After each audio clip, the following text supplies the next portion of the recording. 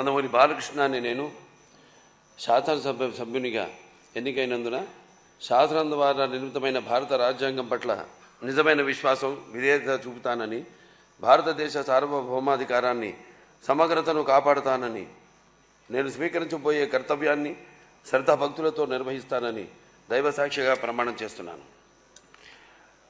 ఆంధ్రప్రదేశ్ శాసనసభ సభ్యుడినైన నందమూరి బాలకృష్ణ అనే నేను సభ నియమాలకు కట్టుబడి ఉంటానని, వాటిని అనుసరిస్తానని, సభ మర్యాదలను పాటిస్తానని, సంప్రదాయాలను గౌరవిస్తానని దైవసాక్షిగా ప్రమాణం చేస్తున్నాను.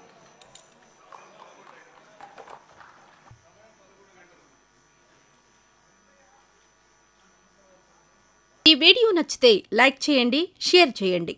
మరింత సమాచారం కొరకు మా ఛానల్ను సబ్స్క్రైబ్ చేయండి.